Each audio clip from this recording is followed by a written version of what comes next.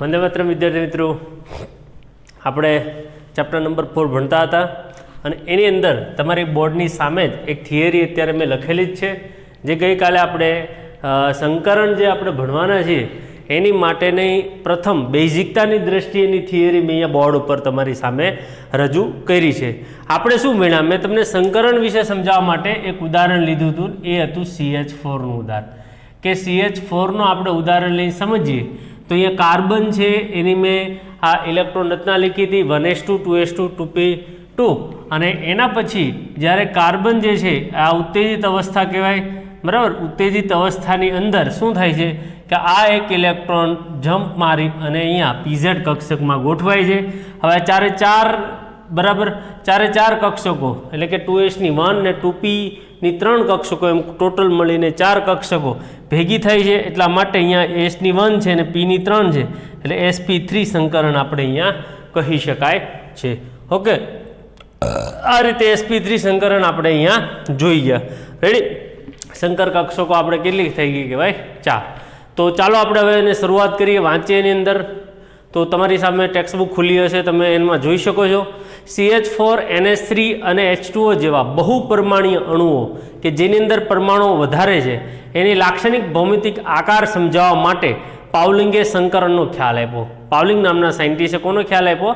સંકરણનો ખ્યાલ આપ્યો. તેમના મત પ્રમાણે પરમાણ્વીય કક્ષકો એમ કહી શકાય જોડાય છે અને એક સમતુલ્ય કક્ષકોનો એક સેટ બનાવે, જેને શું કહેવાય? સંકર કક્ષકો. આ બધી ભેગી થઈ એટલે એને શું કહીશું આપણે? સંકર કક્ષકો. ઓકે, આ સંકર કક્ષકો એમ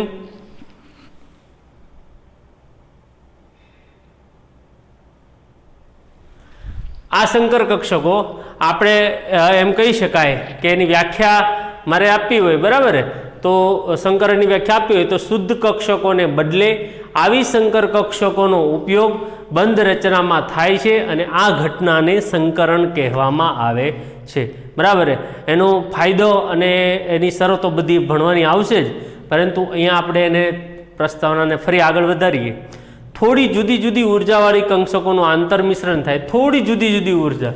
મેં તમને કાલે જ કીધું હતું કે 2s અને 2p આ બંનેમાં ઉર્જાનો કોઈ ખાસ ફરક નથી. n+l પ્રમાણે જોવા જઈએ, બરાબર, તો 2s ની ઉર્જા 2 + 0 એટલે કે 2 થાય અને 2p ની ઉર્જા આપણે કઈ કહી શકાય 2 + 1 એટલે કે 3 થાય. બંનેની ઉર્જામાં એટલો જાજો તફાવત હોતો નથી, બરાબર.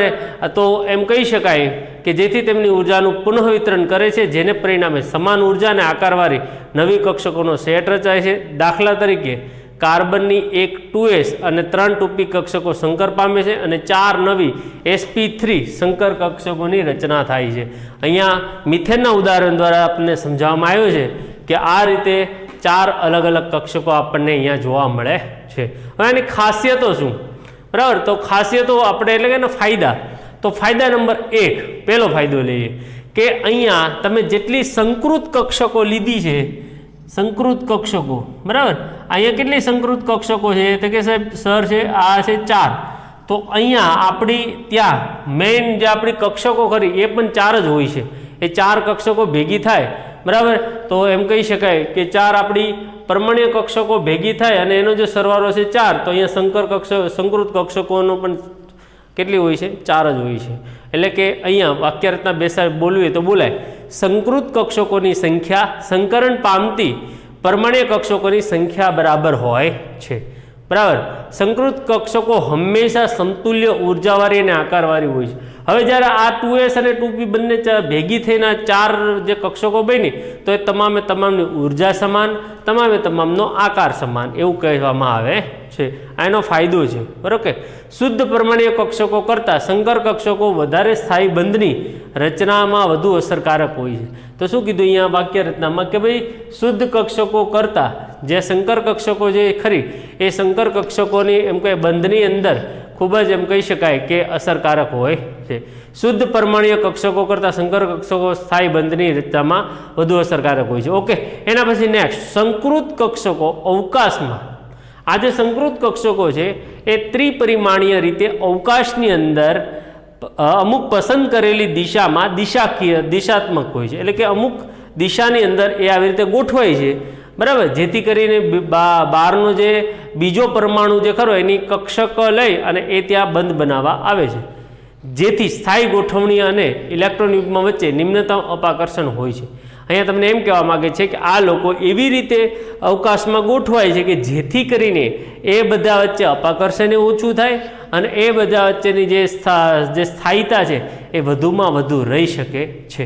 એટલા માટે આના ચોક્કસ આકારો પણ આપણે નક્કી કરી શકીએ છીએ. ઓકે, તો આ એની ખાસિયતો છે જેના લીધેથી આપણે એમ કહી શકાય કે સંકરણ મહત્વનું હોય છે. હવે અમુક શરતો છે, બરાબર, સંકરણ થવા માટેની અમુક શરતો આપણે જોવાની છે.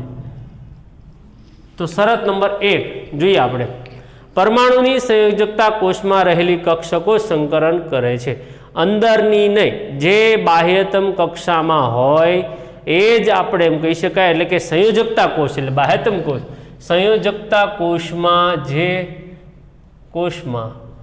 જે કક્ષકો છે એ જ કક્ષકો સંકરણમાં ભાગ લઈ શકે છે, અંદરની નહીં. સંકરણ અનુભવતી કક્ષકોને લગભગ સમાન ઉર્જા હોવી જોઈએ. એટલે કે અહીંયા કીધી બરાબર કે ભાઈ અહીંયા 2s અને 2p હોય તો એની ઉર્જા સમાન એટલે કે નિયર અબાઉટ હોવું જોઈએ. પછી 1ની 2 ને 1ની 5 હોય તો એ ચાલે નહીં.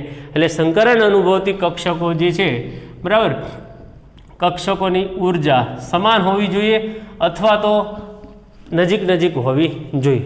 સંકરણ અગાઉ ઇલેક્ટ્રોનની બળતી અનિવાર્ય શરત નથી, બરાબર. એટલે કોઈ જરૂરી નહીં કે ઇલેક્ટ્રોન અહીંયા જમ્પ મારે જ, ઓકે, ન બી મારે.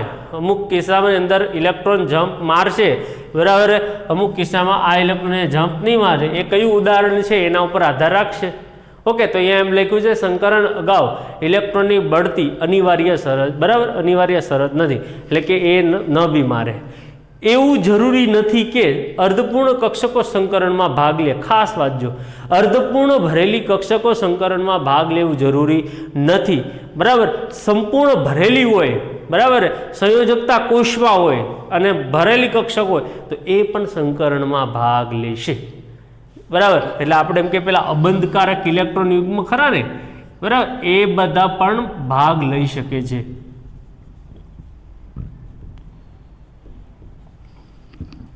એ બધા પણ ભાગ લઈ શકે છે, બરાબર. એવું જરૂરી નથી કે અર્ધપૂર્ણ કક્ષકો સંકરણમાં ભાગ લે. કેટલીક બાબતોમાં સંયોજકતા કોષની પૂર્ણ ભરાયેલી કક્ષકો પણ સંકરણમાં ભાગ લે છે. તો વિદ્યાર્થી મિત્રો, આ રીતે બે વસ્તુ એની એક ખાસિયત એક શરત એ બંને આપણે જોઈ ગયા. હવે આપણે અલગ અલગ સંકરણના પ્રકારો છે એને વિશે આપણે વાત કરવાની છે. તો જોઈએ આપણે અલગ અલગ સંકરણના પ્રકાર.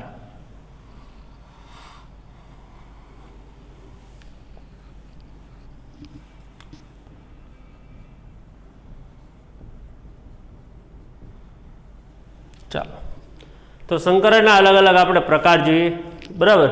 તો આપણે એમ કહી શકાય કે S, P ને D કક્ષકોને સમાવી લેતા ઘણા પ્રકારના સંકરણ જોવા મળે.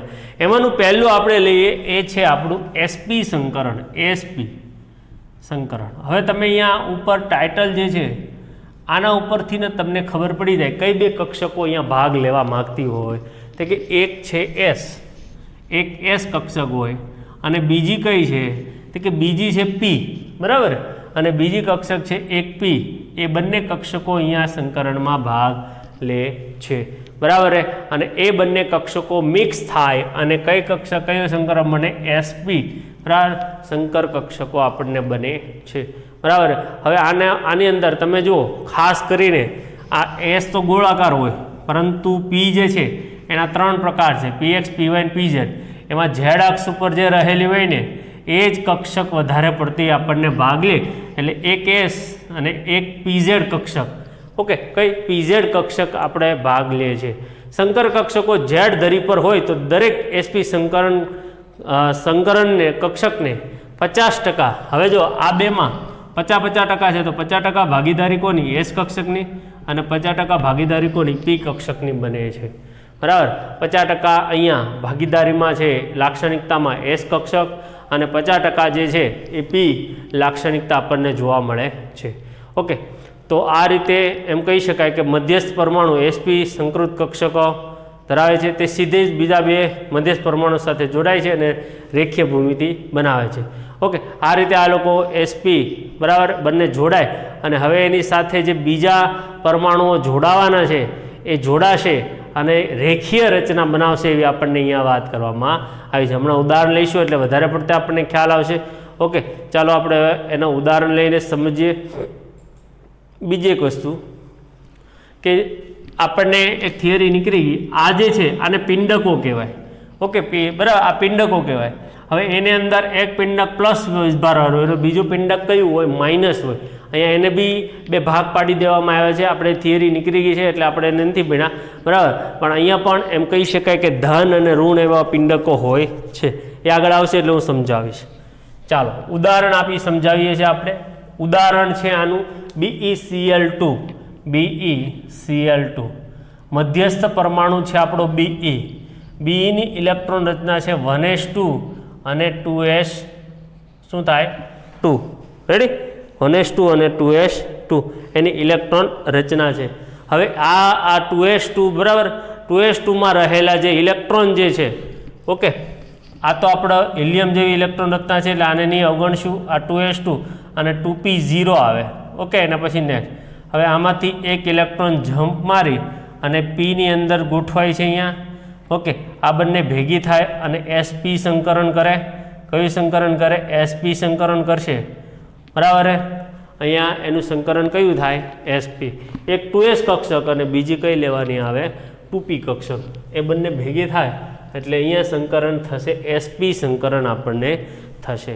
ઓકે, તો આ રીતે આ બંને સંકરણો એકબીજા એમ કહી શકાય આ બંને કક્ષકો એકબીજાથી 180 અંશના ખૂણે, બરાબર. હવે તમને ખબર S તો ગોળાકાર હોય અને જે આપણી પી કક્ષક જે ખરી એ ડંબેલ આકારની હોય અને એ બંને ભેગી થાય એટલે આ રીતે આવી એક કક્ષક બનાવી નાખે, બરાબર. અને આ કક્ષકની અંદર તમને ત્યાં આપેલો પ્લસ ને માઇનસ. ઓકે, બંને પ્લસ જે છે આમ છેડે હોય અને નાના નાના પિંડકો માઇનસ જે છે એ અંદરની સાઈડ હોય છે. ઓકે, અને આ બંને sp છે, બંને ભેગી થઈ ગઈ અને આ ખૂણો 180 અંશનો હોય. કેટલાનો હોય? 180 અંશનો ખૂણો હોય છે. ઓકે, હવે કોણ આવ્યું? તો કે હવે જુઓ, આ બંને ભેગી થઈ ગઈ, સંકરણ થઈ ગયું, બરાબર. હવે આપણો Cl છે, તો Cl ની અંદર તમને ખબર છે કે 1s2 2s2 ને 2p5 sorry 2p6 3s2 and 3p5. Ready? તો આ રીતે એક ઇલેક્ટ્રોનની જરૂર છે ને એ પી જે ખરો પી એ છેલ્લો એનો, બરાબર. પીની અંદર એક ઇલેક્ટ્રોન ઘટે છે આ, તો એ કક્ષક અહીંયા આ સાઈડમાં આ એક Cl ની કક્ષક આ એક Cl, બે Cl છે ને આપણા ઉદાહરણમાં કેટલા Cl છે? બે. એક સાઈડ આ Cl ની અહીંયા અને બીજી સાઈડ આ જે બીજો Cl છે એ આ રીતે અહીંયા ગોઠવાયેલા આવી રીતે ગોઠવાય છે અને બંધ બનાવે છે. આ બંધ બનાવે, આ બીજો Cl અને આ આપણો વચ્ચેના ભાગમાં આપણો જે સંકરણ છે તે, બરાબર. અને બંને Cl છેડે આવી રીતે બંધ બનાવે છે, બરાબર. અને ક્લોરીનની કઈ કક્ષક? 3p કક્ષક બંધમાં ભાગ લે છે, બરાબર. એટલું યાદ રાખજો, સંકરણમાં જે બંધ બનશે બધા જ બંધ સંકરણમાં ભાગ લેતી કક્ષકો વચ્ચેના તમામ બંધો સિગ્મા બંધ હશે. સંકરણમાં ભાગ લે તે, બરાબર. ન લેતી હોય તો એ અલગ છે, પરંતુ સંકરણમાં ભાગ લે છે એટલે કે આ બંને બંધો એ સિગ્મા બંધ હોય, પાય બંધ ન હોય. ઓકે, આ બી આવી રીતે આપણે આમ લખીએ Cl અને આ Cl અને આનો આકાર આપણને ખબર જ છે, અહીંયા દેખીતી રીતે છે રેખીય આકાર આનો હોય છે. કેવો આકાર છે? રેખીય. ઓકે, તો આ રીતે વિદ્યાર્થી મિત્રો આપણે આ પહેલું સંકરણ જોઈ ગયા જે છે sp સંકરણ. બીજું સંકરણ જોઈએ. હવે તો આપણને ખ્યાલ આવી જશે. હવે sp2 સંકરણ, તો આના નામ ઉપરથી જ ખ્યાલ આવશે. એક s કક્ષક હશે અને બે કઈ કક્ષક હશે? p, બરાબર. એટલે 3 ભાગ પડે, તો 3 ભાગ પડે તો એક s ને બે p હોય તો ત્રણેયના ભાગમાં 33% જેટલું લાક્ષણિકતા ભાગમાં આવે. આમ ગણવું હોય તો, બરાબર, ગણવું હોય તો 33% જેટલી લાક્ષણિકતા ભાગમાં આવે. ઓકે, તો આપણે જોઈએ sp2 સંકરણ. હવે sp2 સંકરણનું ઉદાહરણ છે BCl3. BCl3. ચાલો, મધ્યસ્થ પરમાણુ છે આપણો બોરોન. બોરોનની ઇલેક્ટ્રોન રચના લખીએ 1s2 2s2 and 2p2. Okay, boron 5 2 4 વધી ગયો 1 2p1. આ હિલિયમ જેવી ઇલેક્ટ્રોન રચના હોય અને અવગણી દઈએ. આ 2s2 એન્ડ 2p1 લઈએ. ઉત્તેજિત અવસ્થામાં આ 2s માંથી એક ઇલેક્ટ્રોન જમ્પ મારી અને 2p કક્ષકમાં આવી રીતે ગોઠવાય છે. રાઈટ. હવે એ 3 1 2 એન્ડ 3 ત્રણે ભેગી થાય એટલે કયું સંકરણ બને? sp2 સંકરણ કરે. કયું સંકરણ કરે? sp2 સંકરણ કરે. ઓકે, sp2 સંકરણ કરે અને એના લીધેથી આ લોકો ત્રિપરિમાણીય ગોઠવણી, જેમાં અહીંયા રેખીય હતી એવી રીતે આની ગોઠવણી કંઈક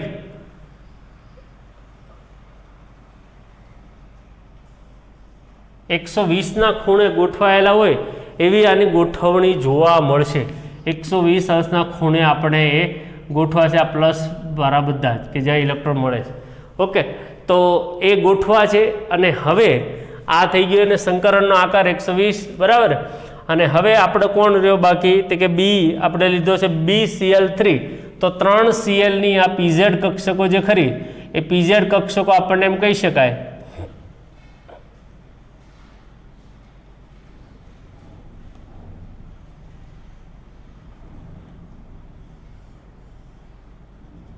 આ એક Cl, આ બીજો Cl, બરાબર, અને આ ત્રીજો Cl. અને જો આપણે આમ લખવું હોય તો આવી રીતે આમ લખે Cl Cl ને Cl. ઓકે, તો આ રીતે આપણું sp2 સંકરણ થઈ જાય.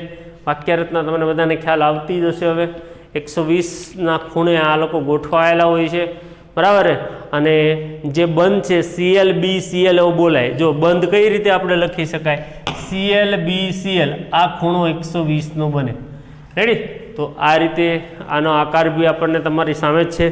ઓકે, સમતલ્ય ત્રિકોણ એનો આકાર છે અને આ રીતે એનું સંકરણ જોવા મળે. હવે આપણે લઈએ sp3 સંકરણ. કઈ સંકરણ લઈ લઈએ? sp3. જે મેં પહેલું જ ઉદાહરણ તમને લઈ લઉં છું sp3 સંકરણનું. તે આપણે મેં તમને સમજાવવામાં જે ઉપયોગમાં લીધો તો એ મિથેન, બરાબર. કાર્બનની ઇલેક્ટ્રોન રચના છે 1s2 2s2 2p. કેટલી થાય? બોલતા જાઓ સાથે સાથે. 2p બોલો, બરાબર. તો 1s2 2s2 અને 2p2. હવે આ 1s એ આપણો હિલિયમ માટેનો છે. ઓકે, આ 2s2 અને 2p2. હવે આમાંથી એક ઇલેક્ટ્રોન જમ્પ મારી અને અહીંયા છેલ્લી કક્ષકમાં ગોઠવાય છે અને 4 જણા આમ ભેગા થાય અને sp3 સંકરણ કરે છે. કયું સંકરણ કરે? sp3 સંકરણ આપણને અહીંયા જોવા મળે છે, બરાબર. આ લોકો 4. હવે આમાં લાક્ષણિકતા ગોળવી તો કેટલા ટકા થાય? 4 ભાગ પાડી ગયો એટલે 100 ના 4 ભાગ એટલે 1 ના ભાગમાં 25% આવે અને 75% p કક્ષકની આવે. ઓકે, s ની 25% આવે અને આની 75% આવે. ઓકે, તો આ રીતે આ લોકો 4 અલગ અલગ દિશામાં, અહીંયા બોર્ડ ઉપર દર્શાવવું થોડુંક તકલીફવાળું થશે દિશા, પરંતુ 4 અલગ અલગ દિશાની અંદર આ લોકો આમ ગોઠવાયેલા હશે, બરાબર. આમ અને એક આમ પાછળની સાઈડે છે. ઓકે, 4 અલગ અલગ દિશા આપણે આને લેવી પડશે. આની અંદર બરાબર પ્લસ એટલે કે અહીંયા ઇલેક્ટ્રોન હોય છે, બરાબર. પછી આ આપણે હવે જે હાઇડ્રોજન જે છે એની ઇલેક્ટ્રોન રચના તમને ખબર છે 1s1 એટલે એની s કક્ષક આવી રીતે અહીંયા આ એક હાઇડ્રોજન, આ બીજો હાઇડ્રોજન, આ ત્રીજો હાઇડ્રોજન અને આ ચોથો હાઇડ્રોજન, બરાબર. આ 4 અલગ અલગ બંધો આપણને બનાવે છે. તો CH4ની રીતના આપણને બધાને ખ્યાલ જ છે કે આવી રીતે આમ H અને H આપણે લખીએ છીએ. ખૂણાની વાત કરવામાં આવે તો HC અને H વચ્ચેનો ખૂણો 109.5 સમથિંગનો આપણને જોવા મળે છે. આકાર સમચતુષ્ફલકીય આકાર આપણને જોવા મળે છે, બરાબર. કેવો આકાર હોય છે? સમચતુષ્ફલકીય આકાર હોય, રાઈટ. હવે વિદ્યાર્થી મિત્રો આવું જ આનું બીજું એક ઉદાહરણ લઈ લઈએ તો એ છે એમોનિયા. NH3 બરાબર. NH3 ને આપણે વાત કરી લઈએ. NH3 એમોનિયા, નાઇટ્રોજનની ઇલેક્ટ્રોન રચના લખીએ ફરી પાછા N, 1s2 2s2 2p. આ કેટલા નંબર ઉપર આવે? કાર્બન 6 ઉપર. અને આ કેટલા ઉપર આવે? તો કે આ આપણે 7મા ઉપર, એટલે 2p3. હવે જો અહીંયા 1s ની અંદર 2s ની અંદર 2 હોય, 2p ની અંદર એક ઇલેક્ટ્રોન હોય, રાઈટ. હવે વિદ્યાર્થી મિત્રો અહીંયા 2s નું ઇલેક્ટ્રોન ઉત્તેજિત અવસ્થામાં આવશે નહીં. ઓકે, તો બી મેં હમણાં આપણે વાત કરી હતી, ભલે એમાં સંપૂર્ણ ભરેલો હોય, બરાબર, એમ છતાં પણ એ સંકરણમાં ભાગ લઈ શકે. એટલા માટે આ પણ ભલે ભરેલો છે છતાં પણ એ સંકરણમાં ભાગ લેશે, બરાબર. અને sp3 સંકરણ આપણને કરીને બતાવશે. હવે એની અંદર કેવું થાય ગોઠવણીની અંદર? તો કે ગોઠવણીની અંદર આ જે નાઇટ્રોજન જે હોય, બરાબર, આ 4 અલગ અલગ દિશામાં ભરાય, પણ આ ભાઈ જે છે એ લોંગ પેર એટલે કે અબંધકારક ઇલેક્ટ્રોન યુગ્મવાળી પેર કહેવાય, બરાબર. એ ઉપરની સાઈડ હોય અને આ 4 બાકીની 3 જે આપણે કક્ષકો છે એ નીચેની સાઈડ હોય. હવે હાઇડ્રોજન જે છે એ આ રીતે આમ ગોઠવાયેલા હોય. ખાલી ફરક શું પડે? ફરક એ પડશે કે આનો અપાકર્ષણ વધી જાય એટલે ખૂણો જે છે એ આપણો ખૂણો 109.5 જે હતો એનાથી ઘટીને 107નો ખૂણો જોવા મળે છે, બરાબર, અપાકર્ષણને લીધેથી. અને અહીંયા સિગ્મા બંધની વાત કરવામાં આવે તો 3 NH 3 સિગ્મા બંધ અહીંયા જોવા મળશે. 3 સિગ્મા બંધ હશે અને એ કયા હશે? NH. જ્યારે આમાં CH એ 4 સિગ્મા બંધ હશે, રાઈટ. તો આ રીતે વિદ્યાર્થી મિત્રો આપણને એમોનિયામાં પણ આ રીતે થાય છે, બરાબર. અને આવું બીજું પાણી H2O, આના પછીનું નેક્સ્ટ, એમાં બી sp3 સંકરણ જ થાય છે.